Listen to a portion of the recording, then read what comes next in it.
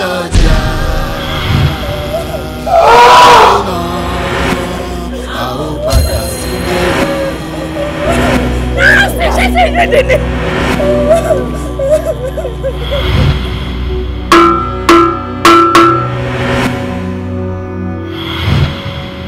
Kò sólùgbèjà tó lè gbèjà àwọn ìbejì. Oníjà ni ó gbèjà ara.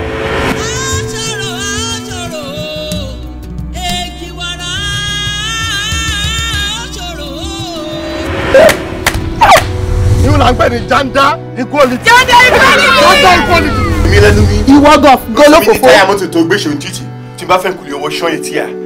Wo dead body ẹ̀ ọmọ máa lọ́gbà mọ́ mi lọ́wọ́. Yẹ́! Níbo ni mo wá tún fẹ́ kẹ́ ẹ máa tún wá òkú lọ báyìí? Kí la máa wá ṣe báyìí? Pẹ́ẹ́nu ẹ sọ̀rọ̀ bó ṣe ń bá bọ̀ tó ń ṣe belebele níwájú ọ̀gá wo àṣírí apàdà tún wá lè lé ẹ̀fọ́. Ẹ̀fọ́ ìlẹ́fọ̀ láwo ọ̀gá ò lè lé mi. A ò fi hàn mí gan-an bóyá o kọ ọmọ látọ̀. Ọmọ máa rú ẹ̀ bó ṣe ṣe. Kí ni tí? Sórí ẹni tó ń wá ọ̀rẹ́ àwọn tó ń wá ìfún àwọn odidi àwọn ló máa rà. Ṣé ṣeré ẹ̀ ń dá gọ́ǹgù? Mo wà lọ́dọ̀ màámi ni. Àbúrò màámi. Àbúrò màmá ẹ̀ àbíyé yìí ọ̀ṣun. Kí ló rí? Èjìrí òkè ọbẹ̀ kìsì fẹ́ kẹsẹ̀ wọ́n bẹ́ sílé alákìsà wọ́n ṣalákìsà àdónígbà aṣọ èjìrí rílé olówó kò lọ.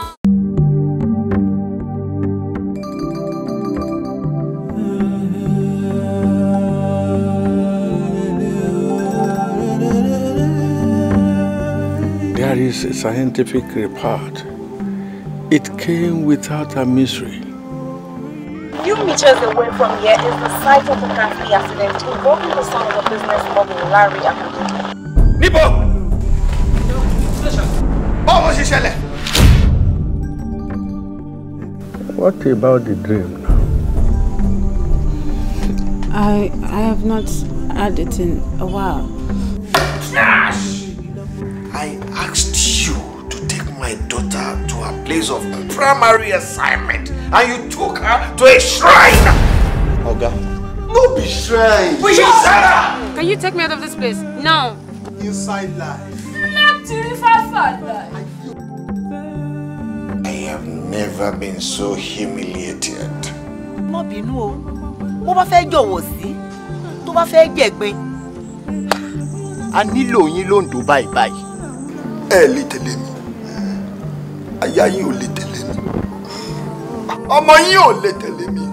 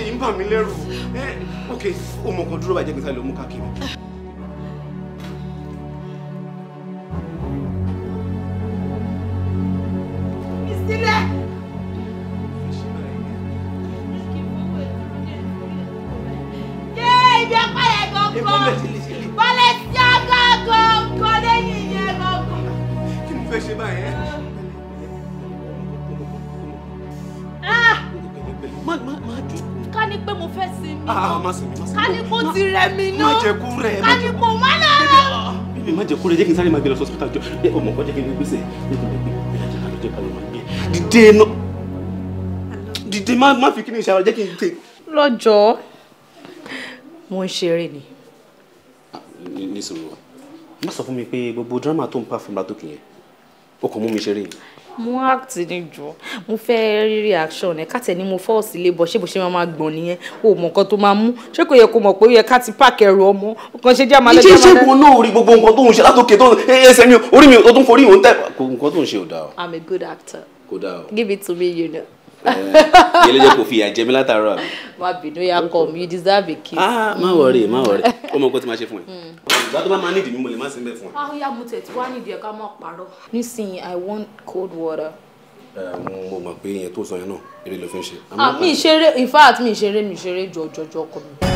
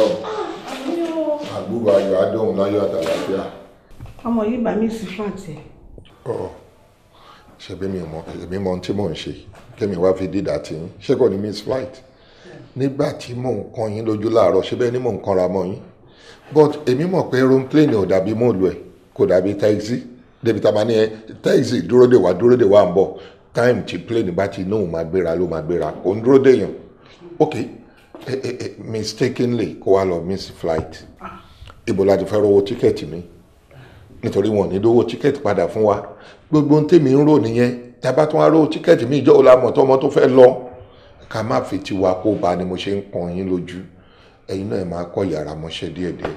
a ti ẹ̀sìn dúpẹ́ fọlọ́run tí wàhálà ò já sásán kọ́lọ́nkọ̀ bá wa ṣọdọ́run láyọ̀ àtàlàfíà ló ká gbé sí ayọ̀. àdúpẹ́ lọ́dọ̀ ọlọ́run kò já sásán Monica tó ní òun fẹ́ dé sí lọ́dọ̀ ṣé ẹ ti pè? Mo ti ẹ̀ pé lánàá mo pè ní alẹ́ àná àjọ sọ̀rọ̀ òun àti mo tún lè jọ sọ̀rọ̀ lẹ́ni kó tó di pé àwa kò lọ́dọ̀ ẹ̀. ọmọ yẹn ṣe ọmọ gidi o ọmọ gidi ni ọmọ yẹn. ṣé Monica yìí? ọmọ alálùbáríkà ni ó ṣe ọmọ gidi. Ọlọ́run tó já alálùbáríkà dálé. àmín o. ẹ̀yin tá a máa ṣe ni pé a ní láti aláàtì ẹ̀ nísìn bóyá ká ní sùúrù díẹ̀ kí n fi wo time tí plane wọn máa gbéra tá a bá ti padà pé mo súnmọ́lá tí ò bá ti pick call wa ó túmọ̀ sí pé wọ́n ti gbéra nìyẹn àwa pé Monica yìí so a lè sọ time tí plane wọn máa land lọ́hùn so a lè lọ pàdé airport bẹ́ẹ̀mi ṣe gbọ́ tán ṣe máa ń ṣe àwọn aráàlú òyìnbó nìyẹn because a lè fi ọmọlẹ̀ ìlú tí ò dé rí kókàn wá dé airport kó má dé pé dẹ̀nu ó tún lè má rí bó ṣe máa pè àbí ẹni tí ò dé ìlú òyìnbó rí ọ̀nà àbá fi ṣọ́ ẹ̀ṣọ́ o. ìṣọ́ náà bá wà lórí ẹ̀.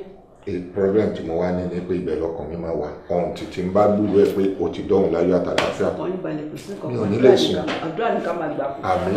àdúrà. tó ń jẹ máa jẹ jíjẹ báyìí. a jẹun láti ṣe bí sùn. èyí lẹ́yìn tí wàá ti jẹ bàbá tó ń jẹ fún mi.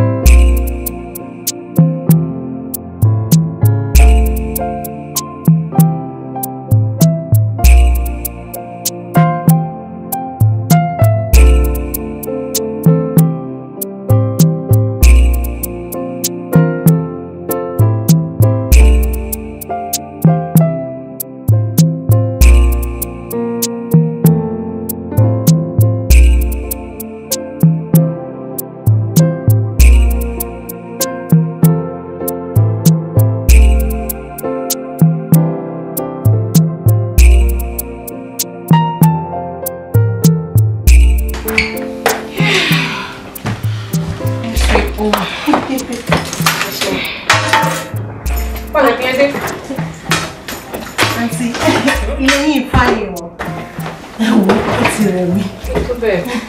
Ẹjọ́ wo ni yàrá mi wà kí n lè take shower kí n lè drop bag mi? Pé báàgì sínú closet ńbẹ̀. Amẹ́ríkà ní ìyàtọ̀, ẹ tún níbi tẹ́ máa ń gbé báàgì sí. Mo rò pé ibi tí mo máa sùn ló yẹ kí ẹrù mi wà ní. Ibi tó máa sùn. Ṣé níbi tí inú mi ṣe fẹ̀ tó? Ibẹ̀ ló máa sùn. Mo fẹ́ sọ fún àǹtí mi pé 2 bedroom lẹ́ ń gbé mi. Ìgbà yẹn máa ń kọ́. Tí máa ń gbé 2 bedroom kọ́. Mo torí aláya yín gba 2 bedroom mi. Mo gbé báàgì sínú closet jàre kó lè já wá kan ṣe ó ní iṣẹ́ pọ̀ tá a máa ṣe. Then, by the way, èló ló kó wá láti Nàìjíríà? $1,800 tí àǹtí mi send sí mi láti London. Gbogbo ṣe ń gbọ̀n. 1,800 ni mo ní ká kó fún ẹ kó wá láti Nàìjíríà. Anyway, kó wá jẹ́ mẹ́kọ̀ọ́ dání. Dábì lóhùn. Ọmọ Nàìjíríà kó sí mẹ́jọ. Ó bẹ̀bẹ̀ kó pamọ́ ni. Gbé bàgẹ́ sínú kinní kó wá ṣá wá kan ṣe.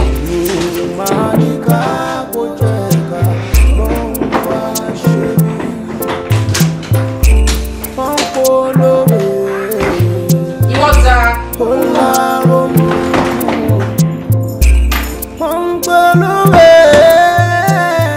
And that was how my journey into the land of liberty became a journey into slavery.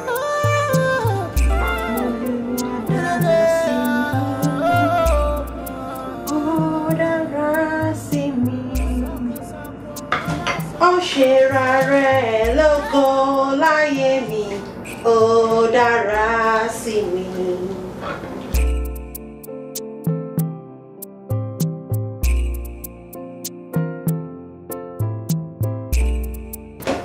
Olúwa dára sí mi, ó dára sí mi, ó ṣera. Mo sún. Ẹnu àkọ́kọ́ ìlú ṣùwà látàárọ̀. Rárá mà, mo ti tún gbogbo yàrá yẹn ṣe, mo dẹ̀ ti fọ aṣọ yín, ọwọ́ mi ni mo fi fọ. Ó jẹ̀bi, ẹsẹ̀ ló bá fi fọ́. Dáhùn kò fọwọ́ yẹ kí á jàre kó wá bá mi arrange ọjọ́ mi. Ó yẹ pọ̀. Mo fọ́ 2 minutes.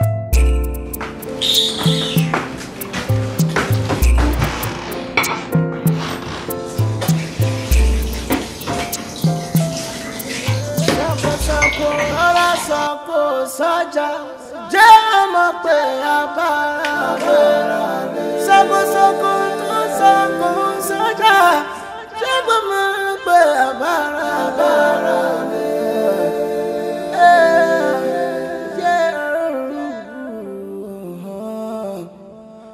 ẹni tí a gbójú òkú lọ́nà kì í ṣe ní agbára. Ọ̀rẹ́ mi ń ga.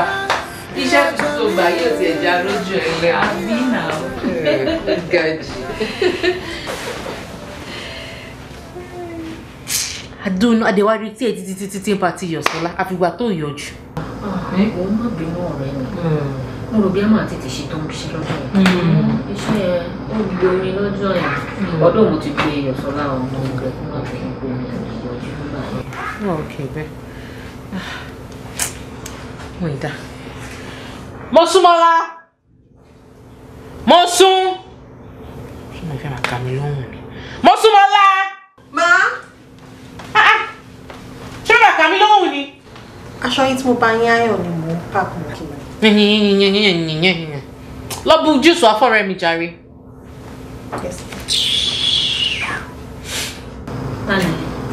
Àbúrò ọ̀rẹ́ mi kan báyìí ní jàre ó wá sí Amẹ́ríkà fẹ́ wá ṣe vacation 4 weeks yóò wá dé sọ́dọ̀ mi. Bó ṣe ń ṣe ẹni kó máa ṣe o máa gbójú bọ̀rọ̀ fún un. Ó ṣàrántí ọmọ lórí burúkú tó yìn ìgbà ẹ̀ tó gbé lọ́dọ̀ mi. Sọmọ yẹn bá rí mi títí ìsìn tó bá possible fún á gbá ojú mi kúrò lọ́nà ni. Fatima á bá mi ilẹ̀. Ṣé irú cup tó máa fi bojú sùn wá fún yàn ní ni? Kí ló máa ń ṣe? Lọ sínú kitchen nu jar yẹn kó mú tumbler tuntun the fine one kó mú wá kó wá fi bu juice fún wọn. Mi gbọ̀n ọ̀dẹ̀. Ọmọ yìí máa bàjẹ́ gan-an. Tó bá mú dáadáa, ṣùgbọ́n kó tún fà yín. Tó bá mú dáadáa, ọmọ yìí máa yáwọ́ ọmọ ẹ lọ́wọ́ ni o. Àti yóò jẹ́rìí mi ni, ó mẹ́ntó nílà. Òun á gbà. Á gbà.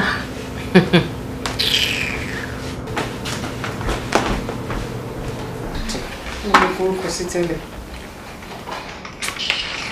Gbogbo ọ̀rẹ́ jọ̀wọ́ bá mi bu juice yìí mi trust ọmọ yìí. Ó lè jẹ́ kó ti poison. Tó tán ṣọ́ra yí ẹ̀ ṣọ́ra yí ẹ̀ ṣọ́ra yí ẹ̀ ṣọ́ra yí ẹ̀ jẹ́.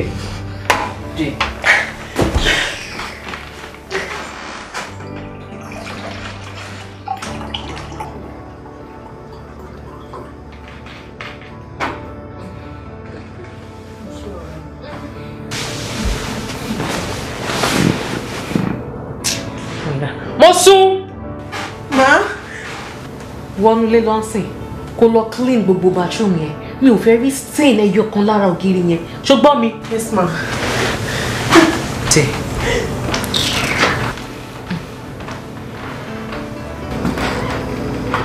Wọ́n kárí ọ̀rẹ́ mi.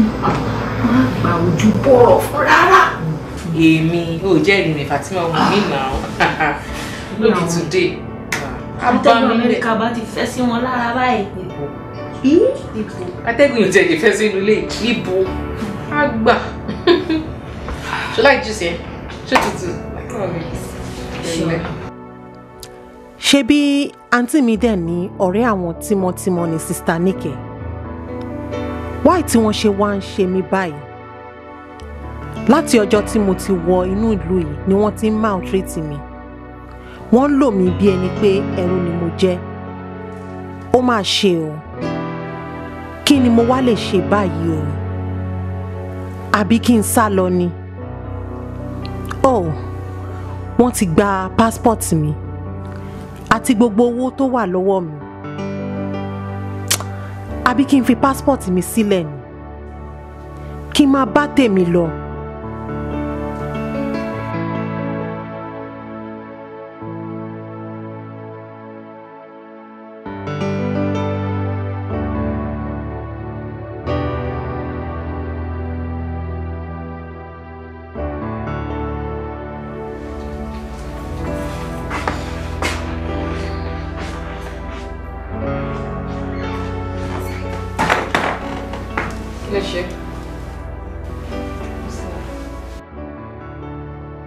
Kílẹ̀ tó jókòó kalẹ̀ tó fajúro. Kò sí mà. Ó jẹ́ sọ fún ẹ. Tó bá ní any thoughts lórí ẹ̀ bí o fẹ́ ṣe kíní àbí kankan kò lè work fún ẹ. Torí Amẹ́ríkà la wà. Tó bá make attempt kó lọ lọ pọlọ́pàá ìwọ gan ló máa arrest. Torí ò níṣẹ́. O ń san tax. O ò níwèé. Amẹ́ríkà la wà. Bí system wa ṣe rí nìyẹn. Kò sí nǹkan tó lè ṣe. So I don't want any stupid thoughts lórí ẹ, just get it off your head. Ó bá lọ kó bá rẹ̀ á kàn sọ ẹ́ sí dá lónìí.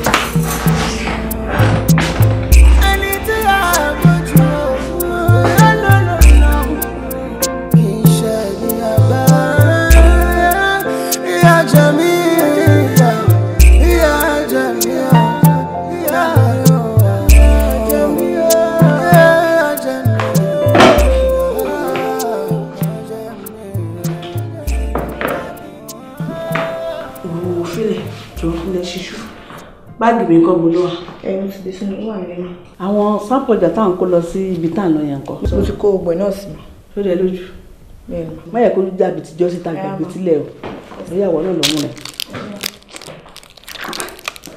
Ṣé bá ṣe wọ́n?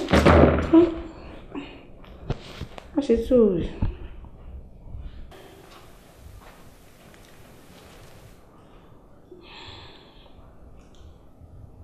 Ẹ ló Mọ̀níkà. Báwo ni ìyá mi ṣe dáadáa ni? Jọ ìyá mi, a ti ń pe nọ́mbà mo súnmọ́ láti bí ijọ́ mẹ́ta, nọ́mbà ò lọ. Switch off ló ń sọ fún wa.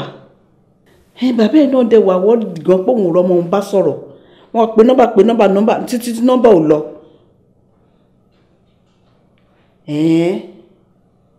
Lánàá òde ló kówó fún kó lọ raṣọ. Èyí máa kú tọ́jú ńjọ́ ló sì fún lówó kan náà.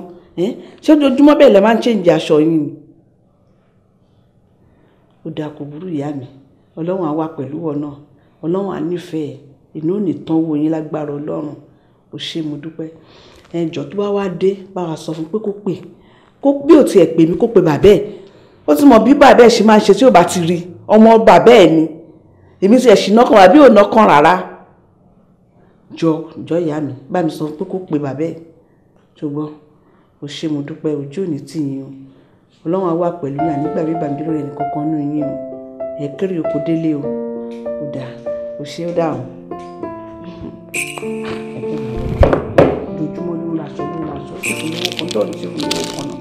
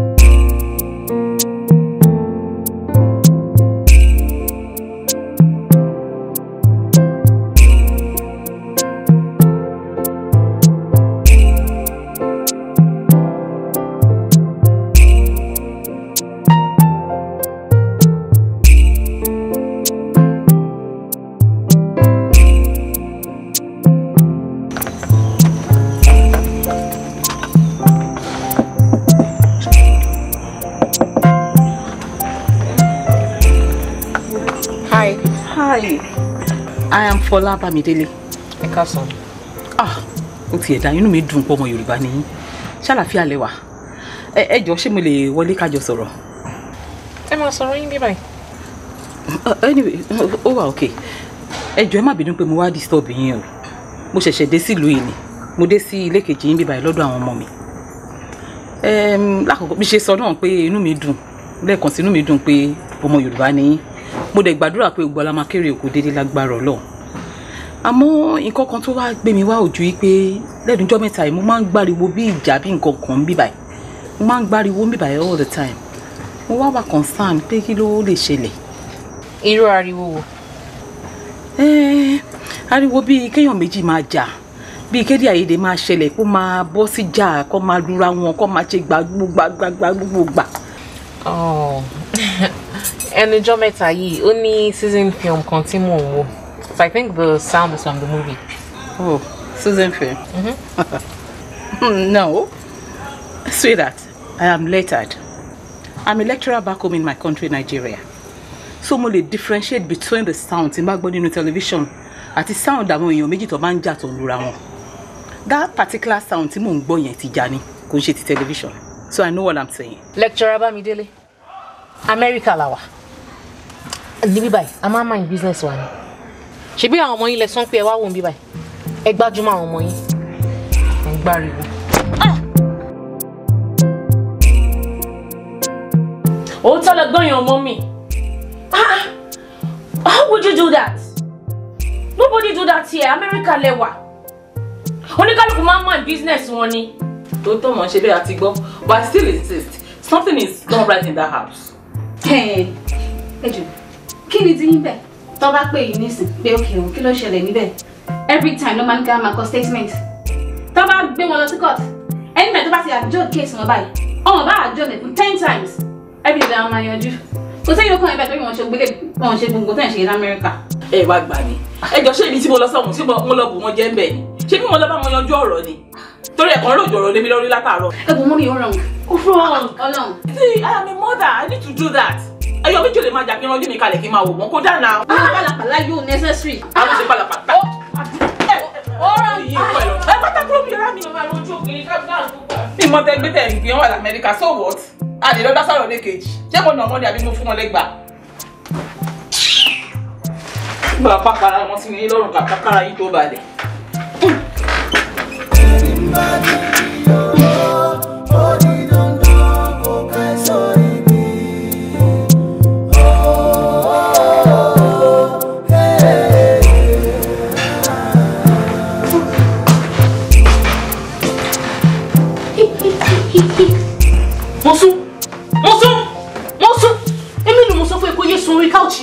You want more yìí? Couch is very expensive. What's yes, we couch mi mọ́. Oh, kí gbọ́ràn. Kí ló ṣe lele tó lè sùn sílẹ̀ lẹ. Ṣó better ju lele ìlọ ni. Can you imagine? Bueno, just. Dákẹ́. Hello, Remy. Monica. Kí ló ṣẹlẹ̀? Ẹ kú òtútù London o, báwo? Oh, kò tọ́pẹ́. Má máa dúpẹ́ lọ́wọ́ mi mọ́. What are friends for? Kò tọ́pẹ́. Ó ti ṣeré jáde. Ó ti jáde pẹ̀lú àwọn ọ̀rẹ́. Ó gbádùn Amẹ́ríkà.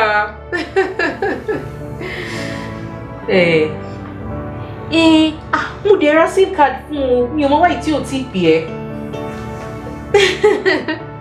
Okay, kò sí wàhálà. Tó bá dé máa make sure kó pè ẹ́. In fact, láti ẹ̀ máa jọ pè ẹ́ ni. Oh, kò tọ́pẹ́. Sọjí ńkọ́? Ìyá bá mi kí. All right, I'll sọ̀rọ̀ later. Ó ṣe díẹ̀, ó dàbọ̀. Ṣé mo lè fún iṣẹ́ inú? Okay. Ṣó ti fọ àwọn abọ́ yẹn? Mo ti fọ ma. Àwọn aṣọ mi ńkọ́ ṣó ti fọ? Mo ti fọ ma. Ṣé kìí ṣe kó lo wọ́ṣà àti dáyà mi ṣá? Ọwọ́ ẹ̀ ló fi fọ. Rárá ma. Ó ti ayọ̀ nẹ̀? Mo ti ayọ̀ nẹ̀. Ṣáṣọ mi ò jóná ṣá? Rárá ma. Dẹ̀rù bó ṣe rí. Wá, ọjọ́ ló fọ toilet last. Àná. Àná? Kí ni mo sọ fún ẹ? O gbọ́dọ̀ máa fọ toilet every day.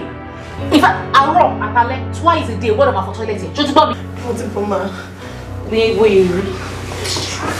Bàbá ti gbàjúgbò ẹ̀. Mo fẹ́ kọjá. Má ṣe é ṣe. Wọ́n bá káwùsù mi jẹ́. Owó ẹ̀ máa fi. Owó ẹ̀ kò mọ̀ rà.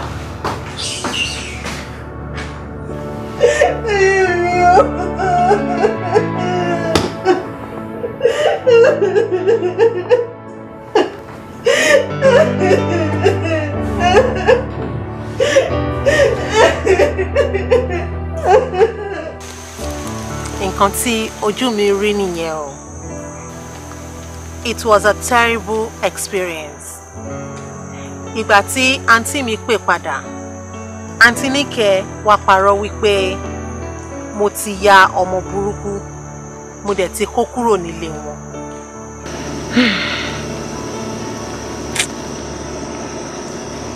Hello? Yeah. Báwo? Mo wà okay o. Mo máa ti pé mo sún lọ láti títí. Ọmọ yìí ò máa ń gbé aago. Wọ́n ló ti ní fóònù. Tí bá tẹ̀ tún wá pọ̀ rẹ́ mi, wọ́n á ní o pẹ́pẹ́ sí o, ó ti jáde pẹ̀lú ọ̀rẹ́, ó ti lọ ọ̀dọ̀ ọ̀rẹ́. Wọ́n á wò pé jọ̀wọ́ gangan ló dé Amẹ́ríkà tó ti ń lọ rẹ̀. I wonder o. Oh, ìwọ náà sọ bẹ́ẹ̀. Ó ti wá bàjẹ́, kò ń gbọ́ràn mọ́. Wọ́n ní gbogbo ibi tó bá fi sí báyìí kò ní jókòó ńbẹ̀. A máa lọ ṣo káàkiri ni. Kí ni wàá rò pé mo lè ṣe ń sìn? Ok, kò burú. Bó ṣe sàn yẹn náà mo ṣe máa ṣe. Kò sí wàhálà. O ṣé, mo dúpẹ́. Thank you. Okay, bye. Ṣebí tó bá ṣe pé àǹtí Níkẹ́ nìkan ló ń fìyà jẹ mí, ṣebí kò bá tún dáa. Ọ̀rọ̀ yìí wá burú sí i nígbà tí Kúnlé, àbúrò àǹtí Níkẹ́, tó padà dé láti Canada.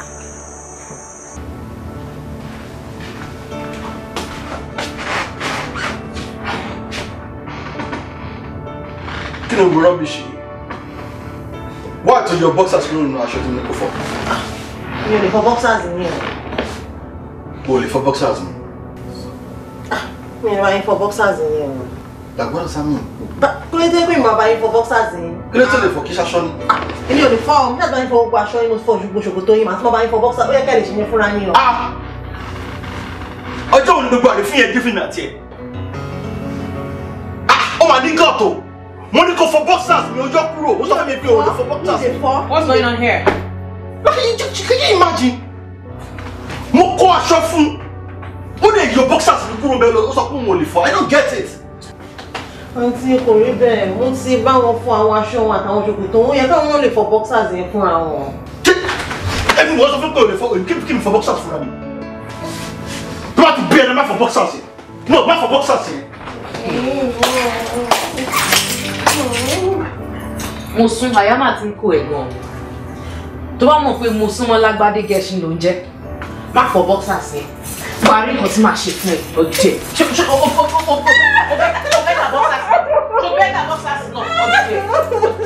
Ọjẹ́. Mi ṣe brown. Ó tún yọ fún yàrá. Ó tún yọ. Ó máa bí ẹ̀dá ó tún yọ lórí. Má fọ. You suck.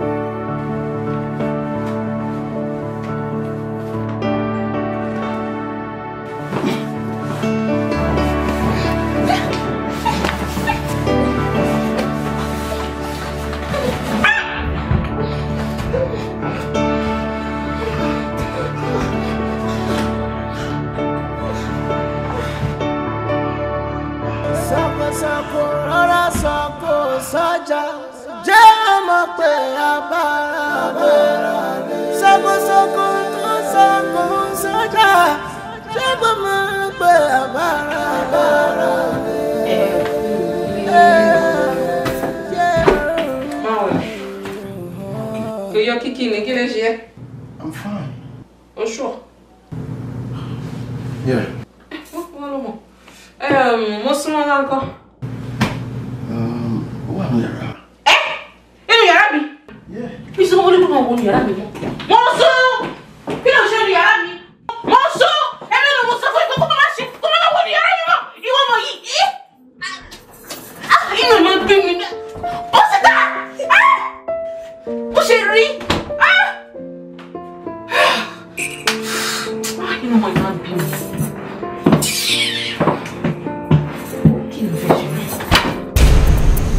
Pẹ̀lú gbogbo nǹkan tó ṣe fún mi, wọn ò jẹ́ kí n rojọ́. Ṣe ni wọ́n tún lù mí. Ayé sú mi. Oríṣiríṣi èrò burúkú ló wá sí mi lọ́kàn.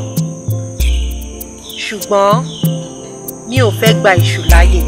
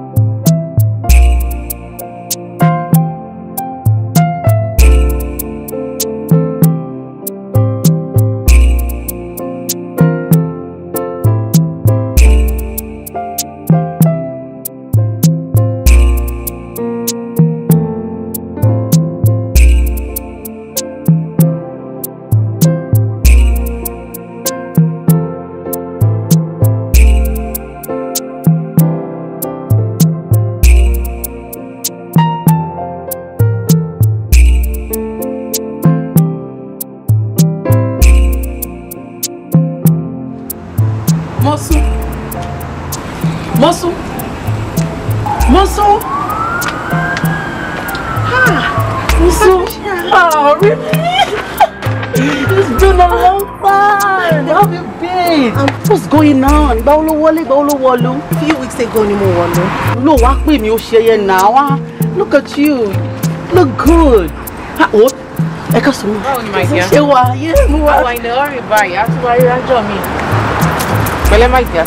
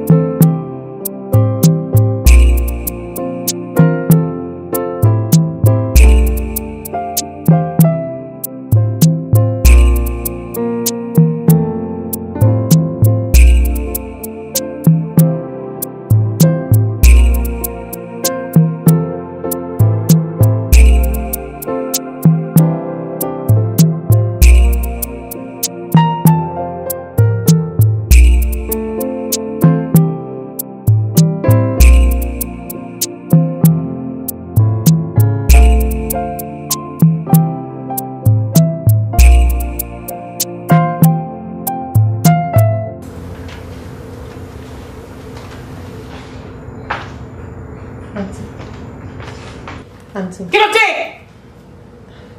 Mo rí pé ẹ ti kó gbogbo food stuff kúrò ńlẹ̀. Mi dẹ̀ tí jẹun látàná. Ṣó mi ti tán nulẹ̀ ni? Ó dẹ̀ lọ mú mi. Kí ló ha ẹ lẹ́nu? Ó dẹ̀ lọ mú mi.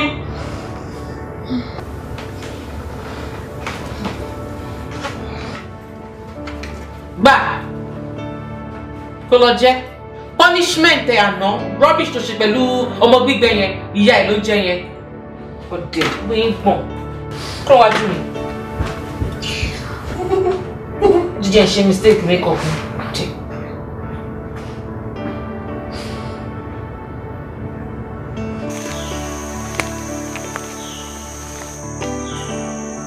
Nígbà tó di ọjọ́ kan tí ara mi ò lè gbá mọ́, Aunty Níkẹ́ ti sùn sí orí couch bí mo ṣe lọ mú ọ̀bẹ nìyẹn.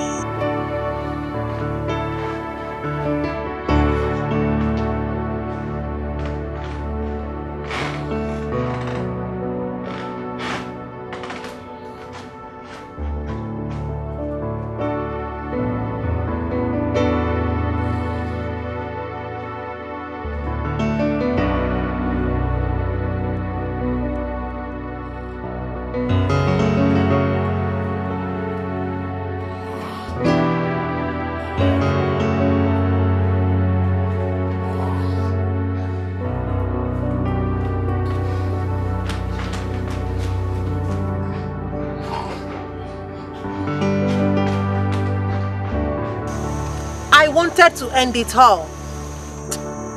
Ṣùgbọ́n ìgbà tí mo máa dé ọ̀dọ̀ wọn, mi ò lè ṣe é. Báwo ni màá ṣe gba ẹ̀mí nǹkan tí mi ò lè dá? Àmọ́ ènìyàn ló máa ń kẹ́ṣin lóró.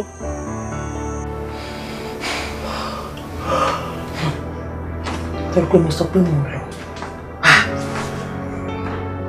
Ó ga ọ́. Mo ní mi bébí mọ́. Kí ni mo ṣe o? Mo gba owó mi, mo gba passport mi, wọ́n tún tì mí mọ́lé. Bí o ṣe gbà.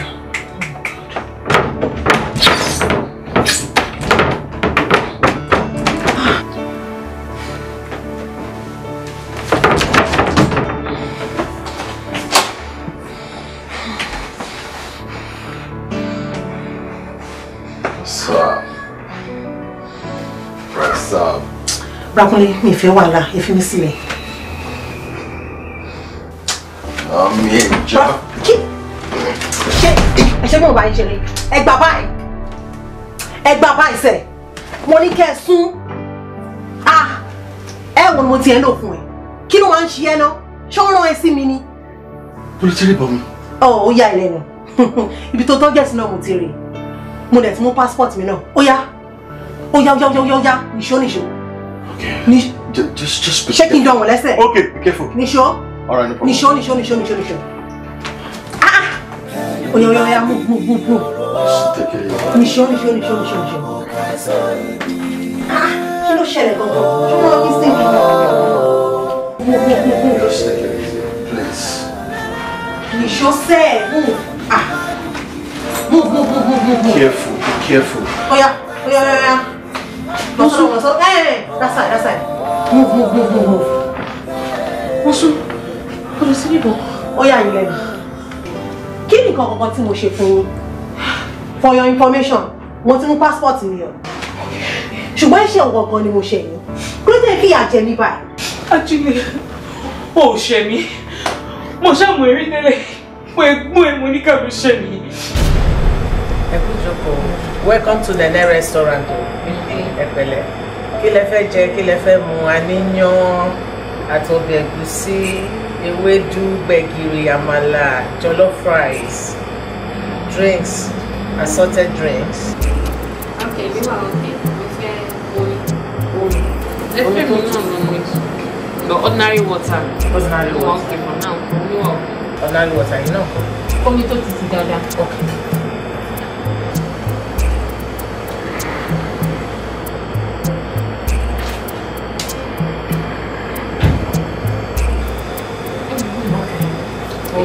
Ordinary water, yeah. Okay, ma. Omi tó tutù ni mo fún. Omi tó tutù. Yeah.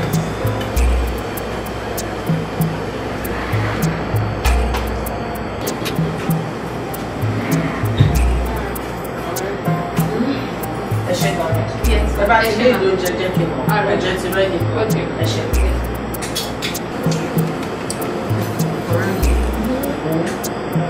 Mo ti fọ́ fún gbogbo yẹn. Ọ̀rẹ́ mi o. Wọ́n ní iná nìkan. Nǹkan tó ṣẹlẹ̀. Bóyá wà yẹn. Kò ní pẹ́ propose sí mi. Propose sí mi. Ṣé ẹni tí o ti sọ nípa ẹ̀kọ́ bẹ́ẹ̀? Hello. Hi. Ṣé wàá pa? Àwọn àpá òkè o. Wà òkè. Bye. Mo wà òkè. Monica. Ó máa ń ṣe Adéníkẹ́ tó ní o wà ń bí báyìí. Ó tó jẹ́ mẹ́ta mẹ́. Ó jẹ́ kan pẹ̀lú. Wá kí ló dé tàn fi wá rí ẹ ní pàtí àwọn ìbejì? Pàtí kẹ̀. Èmi tí mo ń kàwé fún exam ni màá ráyè pàtí. O tún wá mọ̀ pàgbára mo ti ń kàwé. That's good. No, sometimes when you go down, I lost party, lost club, you know. Unnecessary. But no one not want to go. Ilé. All right. My pay later to go because only on be continue. Mo kàn ní kí n sáré yà kí wá rí tó bá dé nìkan ní ìwọ náà wà bí báyìí kò fi òkú yẹn kí n fi pẹ́ yẹ méjì. So yeah. So all right, máa rí ẹ later to go. All right. Sọjí ọjọ́ òní kí wọ́n bẹ dáná kí wọ́n bẹ fọṣọ ṣọwọ́n náà. Má ò rí mo ti dáná ilé mo dẹ̀ tó ti jẹun.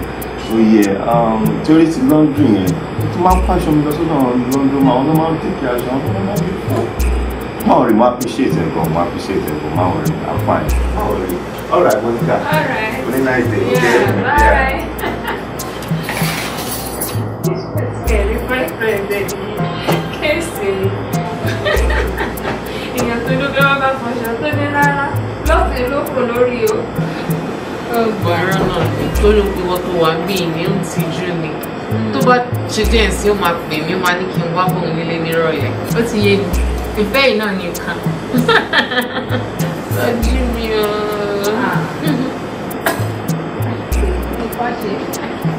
A ní mi ò lè fẹ́ ṣe má ṣe mi gbọ́ mo like ẹ lóòótọ́ because you're smart, you're hardworking, gbogbo nǹkan tí obìnrin fẹ́ lára ọkùnrin ló wà lára ẹ̀ àmọ́ ṣá èmi ni mo mọ reason mi I can't just mi lè fẹ́ I can't marry you. Monica, come on, wọn náà gbọ́ nǹkan tó sọ náà ni mo wà hardworking mo smart lọmọkùnrin jọ sọ fún mi kí ló tún kù tóbìnrin ń fẹ́?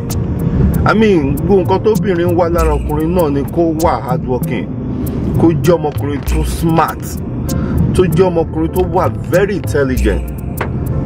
Ọ̀rọ̀ yóò fẹ́ yé mi mọ́ mẹ́rin. Ṣé má ṣe mi gbọ́? Mo ti sọ fún ẹ pé èmi ni mo mọ reason tí mo ṣe sọ pé mi ò lè fẹ́. Ó dà, ọ̀rẹ́ mi Adéníkẹ́ ńkọ́, ibo la fẹ́ fi sí?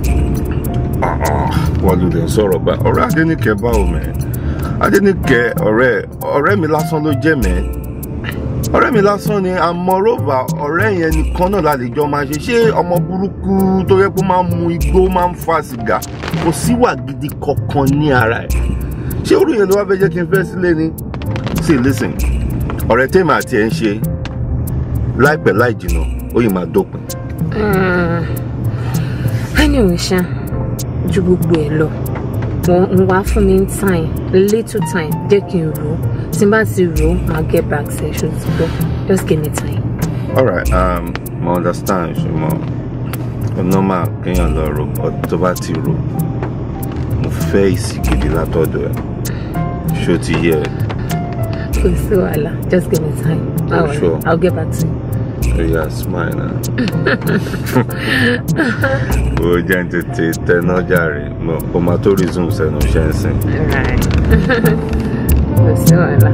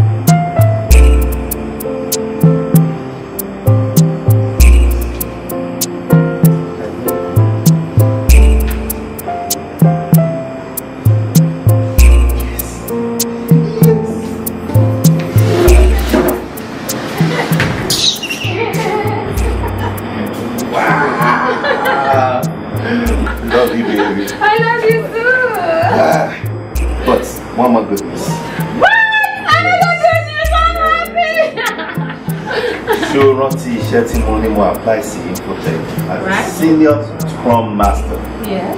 What's your approval? Yeah. Congratulations again. Yeah. But one person does Washington DC so one person does London. So Emi àti I'm actually located in London. What is not for celebration? That's good. I'm happy. Let's go. Move on. Okay. Ẹ̀yin fúnra yín lẹ sọ pé Uncle Soji wọ́n ask yín out. Ó ṣe wá jẹ́ pé ẹ wá ń bínú sáǹtì mi, tẹ wá ń fìyà ìjẹ mi. Mo ní ká mọ nǹkan tí mo feel towards Soji. I don't care. Nǹkan tí mo care about ni bẹ́ẹ̀ ṣe ń treat mi. Anyways, owó mi dà. Mo bọ̀ jẹ́. Tẹ bá move, má fi bọ́ yẹn fọ́ yín lẹ́sẹ̀ mi. Mo sún jọ. Ẹ ti ẹ̀ ní dà.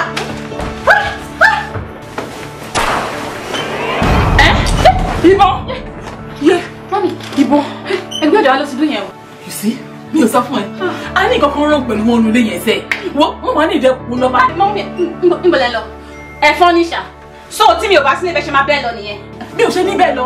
Wọ́n ní ìdí ẹ̀kú. Let us be our brother's keeper. Mo jẹ́ kí n lọ ẹ̀kú wọn. Mọ́mí ẹ ní sùúrù. Ìgbà wọn ní return ticket yẹn náà. Kí ló kan ticket pẹ̀lú ọ̀rọ̀ tó ṣẹlẹ̀? Mo fẹ́ change ẹ ni. Time to talk ẹ wá máa lọ. Wo mi? Mo ń lọ ràn wọ́n lọ́wọ́. Ẹ̀yẹ ní sùúrù. Kí ló sọ? Mo ní ìdí ẹ̀kú. Ní sùúrù. Àníkẹ́ ní sùúrù sẹ́. Ọlọ́run mi ò. Ìbọn yẹn pọ̀ o. Mọ́mí kò sí ìtọ́kọ̀ yìí bẹ́ẹ̀. Kò sí ìtọ́kọ̀ yìí pẹ̀lú bọ́n. Mi láì bẹ̀ ṣe máa ṣe mo máa sọ fún pé kò necessary. A ní ò jẹ́ ń lọ. Ó wrong, mọ́mí, ó wrong. Síbi tẹ́ ń lọ, kí ló dé náà? Ṣé mo lè má yìnbọn mi? Bẹ́ẹ̀ kọ́.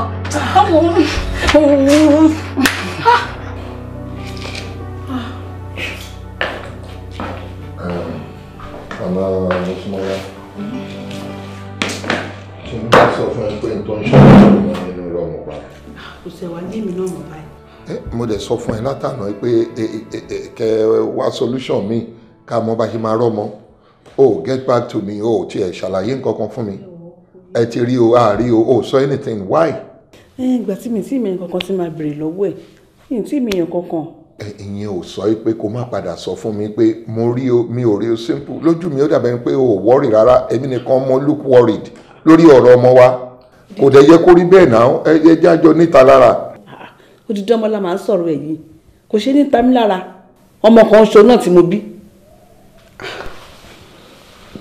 ọ̀rọ̀ yóò yé mi o ó ti wá ń rújú bọ̀ báyìí o àárí fóònù Mọ́súnmọ́lá àárí pé èyí Monica tó pè ní àbúrò wọn àbí ọ̀rẹ́ wọn àárí nọ́mbà tiẹ̀ náà pé èyí tèmi tiẹ̀ wá ń ro ibi tó tiẹ̀ ti wá sún mi ni pé ok Ọlọ́run ní jẹ́ ká burú ṣẹlẹ̀ ká tiẹ̀ wá gbà pé bóyá Mọ́súnmọ́lá avoid wa kò fẹ́ bá wa sọ̀rọ̀ ṣé yẹn ló mú pa fóònù nítorí fóònù ló máa lò náà fi máa pè níbi tó ti ń ṣiṣẹ́ náà fi ń communicate ara wọn nílùú òyìnbó tóun bá pa fóònù ṣé torí pé ọ̀rẹ́ ẹ̀ náà fẹ́ avoid wa nìyẹn náà ṣe máa pa fóònù tàbá ní ká díjú kẹ́ni búburú lọ ẹni rẹ náà àtún akọjá wájú wọn.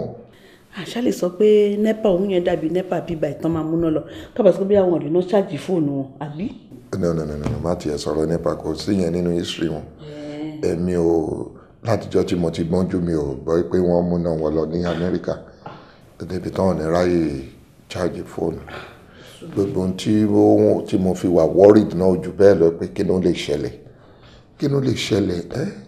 lọ́ọ́ máa ṣàánú mi ìlú òyìnbó ojú mi ò tẹ́yìn o síbẹ̀síbẹ̀ mo wá ń ro nǹkan kan nítorí mo tiẹ̀ tún ti rí bí èèyàn bíi méjì sọ fún tí mo mọ̀ tán ń gbé ìlú òyìnbó tán ń gbé l'Amẹ́ríkà mo ti ní nọ́mbà wọn mo ti wá fún wọn ní nọ́mbà Mọ́súnmọ́lá ọ̀nà àwọn náà máa bá mi track ẹ̀ so wọ́n ṣàtètè bá wa ṣe ni wọ́n ní kí n fáwọn níbi ìjọ mẹ́ta. ọ̀dà yẹn náà dá ẹ̀dẹ̀ tún máa pè wọ́n èmi kúkú níyàn kankan lọ́hùn èyí náà lè níyàn lọ́hùn ẹ máa pè wọ́n mi kúkú ní fojú sunkún wọn mi dẹ̀ nígbà tó rí ọmọ mi torí mi bá tẹ̀lé.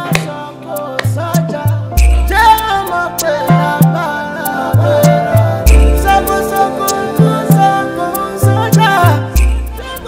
Now tell me, why did you kill him? I've told you.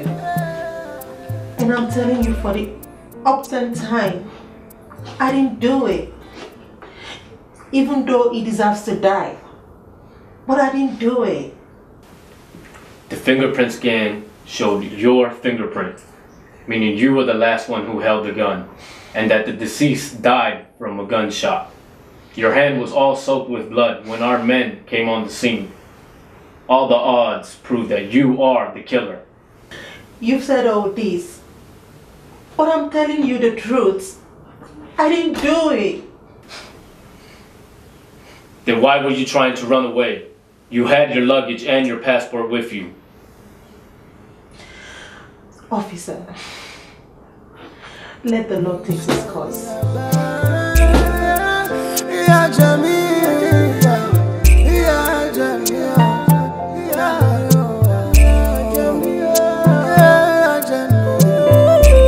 In your statement, you said there was nobody else inside. Yes. It was only myself, the murderer, and the deceased.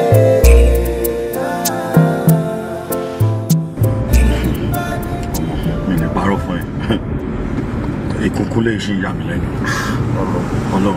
Èmi gan shock bí mo ṣe gbọ́ òkùnkùn lè. Mo shock gan bí mo ṣe gbọ́ ìtọ́. Ṣé bí èèyàn ṣe máa ń kú náà nìyẹn? Ọmọkùnrin ti kú. Bọ́ olórí burúkú lọmọ mo sún yẹn, ó ló máa pa ohun tiẹ̀ ló pa. Come to think of it gan. Ọmọ ìkiri ọmọ ìbílẹ̀ lásán mo gbọ́ mẹ́. Bí ìmọ̀pọ̀ ọmọ yẹn ní lọ́wọ́ tó yẹn o. Ṣé òun ló pa Kúnlé ṣá?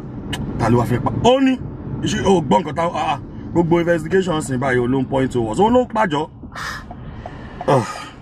Mo dẹ̀ kìlọ̀ fún yín o. Mo kìlọ̀ fún yín tí wọn náà tún sọ pé o fẹ́ yọ sẹ́ẹ̀tì lórí ẹ̀. Ó yẹ kó jọ fún ẹ̀yin méjèèjì ń bọ̀ gan. Lójú bí gbogbo nǹkan bẹ́ẹ̀ yẹn. Àbí kí la fẹ́ ṣe? Pàdé mi ó wrong o. Gbogbo nǹkan tẹ̀ ń ṣe yẹn kò necessary. Ó wrong. Mi mọ̀ pé bí èèyàn ṣe ń kú náà nìyẹn o. Àwẹ̀ tán ọmọ àní òun fún òun fọ òun fún ó lọ máa fọ níbi tó wà ń sìn kọ́lọ́n kọ́ bá mi fọ̀run kẹ́pà ní kọ́lọ́n dáríjì gbogbo ẹ̀ṣẹ̀ kọ́lọ́n dárí ẹ̀ṣẹ̀ jìn. tó bá wù ọ́ náà kó kọ́gbọ́n tó bá wẹ̀ má kọ́gbọ́n máa fọ́ lọ. Kọ́lọ́n dáríjì gbogbo wa máa tẹ́ sí lójú pupupu máa tẹ̀ sí lójú. Kọ́lọ̀ ń dáríjì gbogbo wa ẹlẹ́ṣẹ̀ ni wá bàbá dáríjì wá o. Ṣé mi ló ń kọrin fún? Ẹlẹ́ṣẹ̀ ni wá pàdí mi. Bọ̀ cash mi lè parọ́ fún ẹ.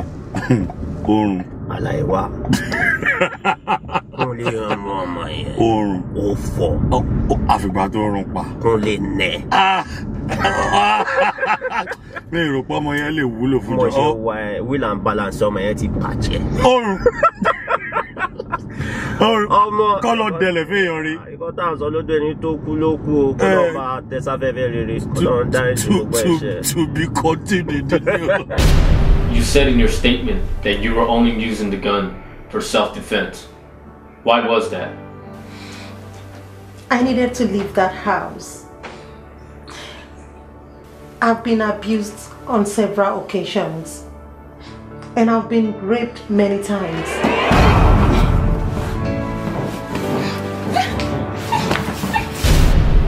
I had succeeded until a friend came in. What friend? I don't know her, but she has witnessed the abuse on several occasions. Can you give me a description of the lady?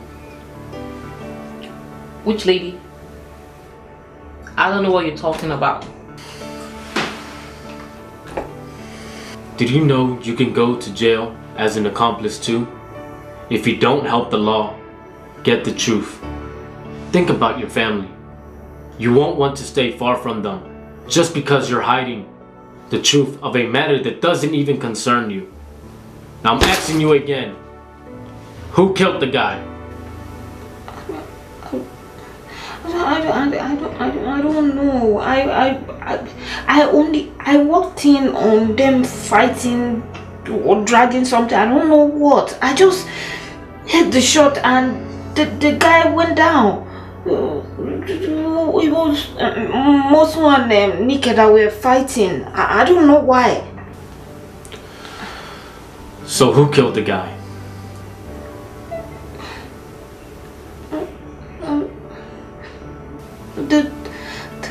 The sister Nike.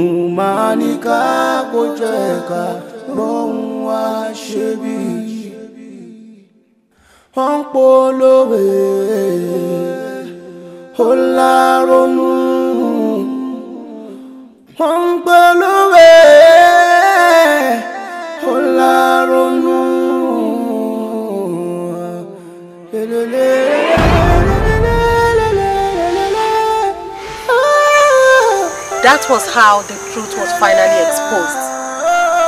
Adenike was charged and sentenced.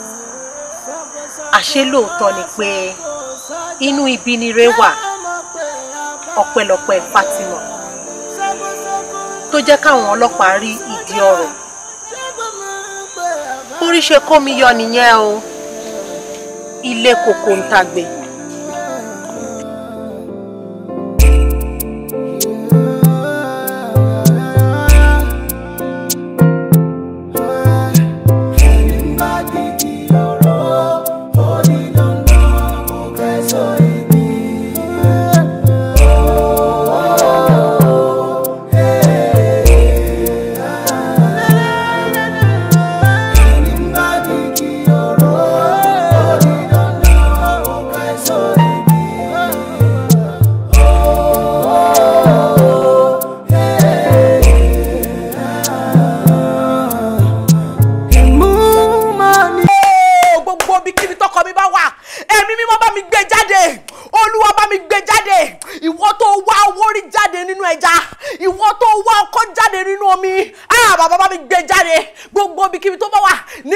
ni, ní àríwá ni, ní ìwọ̀ oòrùn, ní ìlà oòrùn. Ẹ̀mí mọ́ bá mi wá jáde.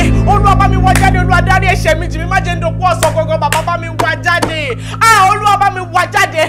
Jésù bá mi wá jáde o. Gbogbo ibikíbi tó kọ́ mi bá wà. Olúwa má jẹ́ nǹkan kan ṣe. Olúwa bá mi wá jáde. Jésù bá mi wá jáde. Ẹ̀mí mọ́ bá mi wá jáde. Ọlọ́run jọ̀ọ́ bá mi wá jáde o. Olúwa o. Dákẹ́jọ́ ta ló kó sí ọ̀gá kan wá jáde. Kí ló mú ẹ mọ́ sọnù ni? Tàlàbà máa yìn, tàlàbà máa gbéga, tàlàbà máa yìn bí kò ṣe Jésù ọba ọkọ mi, ọkọ mi jẹ́ kí n dúpẹ́ mo ti wà ẹ́ ibo ló lọ látàrí. Kí ló ṣe é tó ń lágùn báyìí? Ṣé mo sọnù ni? Débọ́lá. Ṣé mo sọnù kí ló dé táyé ẹ rí báyìí ìwọ ọmọbìnrin? Débọ́lá. Kí ni? Débọ́lá bó ló lọ látàárọ̀. Ìbòrò ni. Ibo ló lọ. Responsible man. You're supposed to be a responsible man. What time? So mi ò wà responsible. Mi ò wà responsible. Ṣé o wà responsible? Mi ní lọ ṣiṣẹ́. Kí ni? Débọ́lá wo bẹ́nu ẹ ṣe ń rùn. Débọ́lá wo bẹ́nu ẹ ṣe ń rùn ọtí mo ló lọ. Débọ́lá ìkà ní àgbàyà ní ẹ. Àgbàyà ní ẹ. Àgbàyà ní ẹ. Ọ̀dọ̀ ta ló ti ń bọ̀? Débọ́lá ọ̀dọ̀ ta ló ti ń bọ̀? Ọ̀dọ̀ ta la bó ṣe ni. Débọ́lá kí ni mo ṣe fún ẹ náà? Débọ́lá kí ni mo ṣe fún ẹ tó fi ṣe báyìí fún mi Débọ́lá? Ikú tó ṣe fún mi yóò dá ọ. Ẹlẹ́dàá mi máa dẹ̀ dá fún ẹ. Ẹlẹ́dàá mi ó máa dá fún ẹ ṣó ti gbọ́. Orí àgbáyà òṣì àgbáyà òṣì. Bó ṣe rí. Nà mí kò pa mí nà mí àgbáyà ní àgbáyà. Débọ́lá kí ni mo ti mú ẹ Olóhùn dẹ̀ ṣàánú mi lórí ọ̀pọ̀. Débọ́lá. Ṣé mo pé wọ́n fọ́ọ̀sì mi? Débọ́lá. Ṣé mo pé fúnra ara mi ni mo fọwọ́ ara mi fà wàhálà? Mo rí ẹ báyìí, mo dẹ̀ fúnra ara mi gbé àgbákò, mo dẹ̀ gbé wọnúlé fúnra ara mi báyìí mo. Débọ́lá mi làgbákò. O kì í ṣàgbákò. Ṣó fún mi nísìmí? Ṣó fún mi nísìmí? Ok, jọ̀ọ́ torí Ọlọ́run tó bá jóbìnrin rere ni ẹ tó ń fọkọ nísìmí. Ṣé ọkọ ò ní máa sáré bọ̀ lé every time? Tó bá délé náà, ó máa pariwo ni wàá kọ́kọ́ fi ebi bà tèmi jẹ́, wàá máa ní ọ̀rọ̀ fit farm òtí kan, wàá máa rá àwọn ewúro sínú abọ́ fún mi.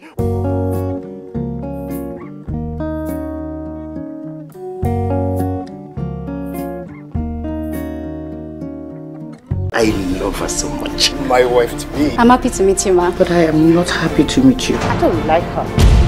Olo ti rade lebo. Oh, ọmọ mi lelo ti bínú. Erin ba bi ta ti ja. Erin ba bi ti gba wọ́n ni. Ba ma po lo. Ó dàbí ẹni pé ayé ti fẹ́ máa lọ sọ̀rọ̀. Àwọn tó ní o. Oríṣiríṣi ìdojúkọ lèèyàn máa ń rí nínú ayé o. Wọ́n tọ́ ayé wa. Jésù.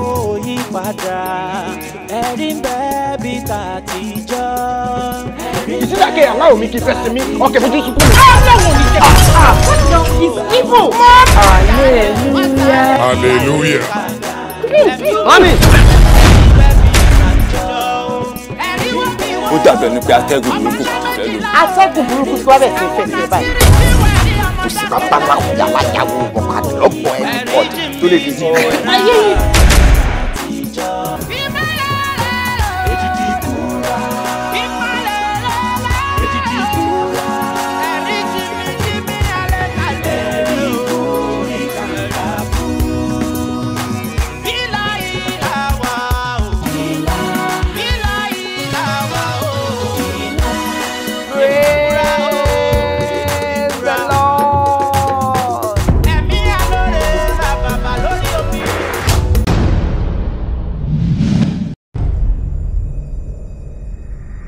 Tell your friends to tell your friends that enough is enough on this campus. Do you guys really think we need this protest? Who are you?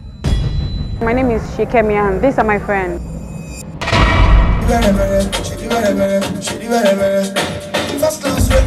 More the picture me at together in a relationship. It's just not working on my head. I don't know. How old are you? I don't know.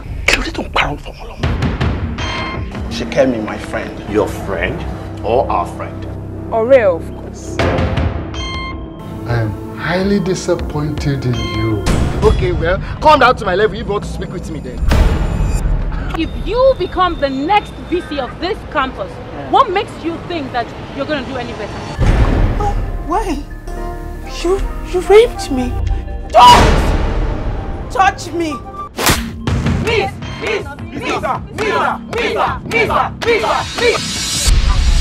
Síbi tó lè wà, as far as it is Nigeria, my wife. kó jẹ́ ní owó lẹ́lu wà máa rí ẹ. ọmọ bá lọ fi pété wọ́n pè mí Mr. Posh mo Posh mo jí lórí gan máa fọkọ́ bá ẹja ni máa Posh kò bá ẹja ni àbójá wẹ̀. If we can't both have you, then none of us will have you. Ha!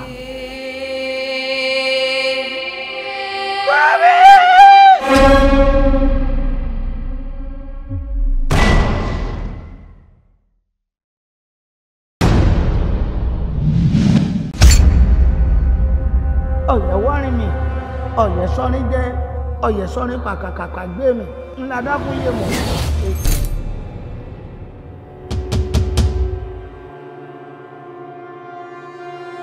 Òkúta àsìn ẹsẹ̀ ti yọ̀ta.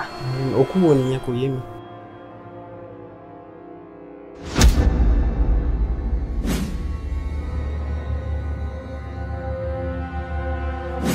Ìwọ oyún àlè. A responsible married woman ní àlè. Díẹ̀ sọ kọ́kọ́ fún ẹ, àti tí òjèbo ló ṣàlọ́wọ́, ó kú bàbá ńlá kú bàbá ìyálà ìyá ẹni tó máa bọ̀. What are you telling me? Ṣó wa okay, irú question orí burúkú olóńgbé ni. Káàwó oníkùnrin kò gbá ẹ lọ́la jù. Wọ́n ṣògbọ̀n ìlú fún ẹ. Ìwọ ní kò ṣiṣẹ́, jọ́ torí Ọlọ́run ṣò ti kú ni.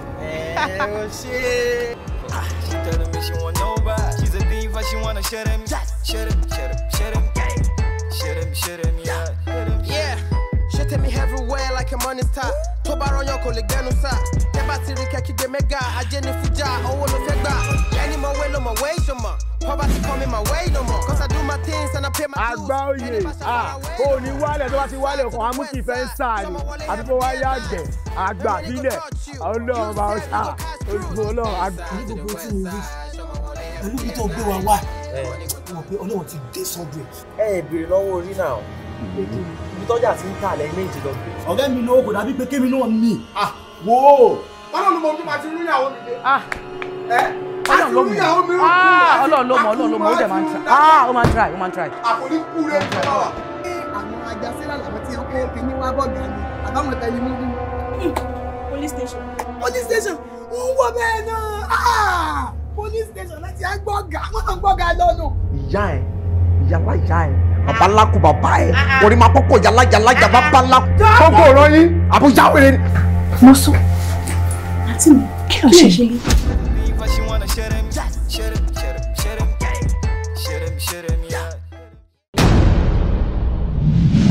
Ká kó jẹ́ ká lóhun wá ṣe bí. Ìmú máa ní ká kó jẹ́ ká lóhun wá ṣe bí. Wọ́n ń polówó ó láronú. Wọ́n ń polówó ó láronú.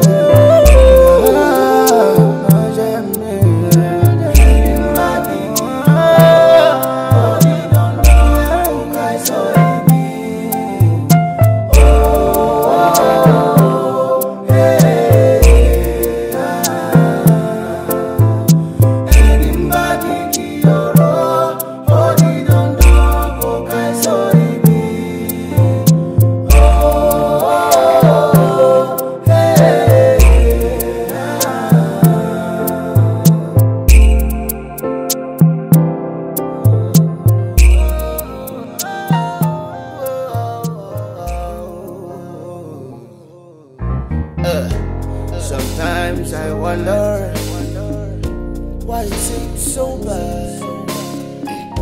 Don't judge a book by its cover. Things you realize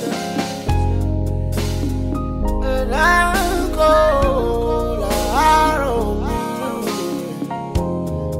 What you see sometimes might be deceiving.